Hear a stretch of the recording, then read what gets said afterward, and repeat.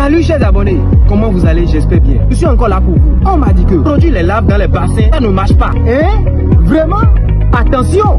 Ce n'est pas le bassin qui est le problème, mais c'est la méthode qu'il faut utiliser, il faut savoir. Alors, chers amis, voici les éléments clés qu'il faut connaître avant de débuter. Nous allons parler des géniteurs, les géniteurs de qualité. Si tu veux de bonnes larves, commence par de bons géniteurs bien nourris, en bonne santé et des œufs fécondés en quantité, c'est la base. Alors, en second lieu, nous allons parler de bonnes conditions de bassin. Ton bassin, c'est une couveuse naturelle. Il doit être bien géré, température stable, bon pH, oxygène suffisant. C'est comme un berceau, les œufs. Nous allons parler de la technique qu'il faut maîtriser. Que tu fasses une reproduction naturelle ou artificielle, il faut savoir ce que tu fais. La technique, ça ne s'impose pas, chers amis.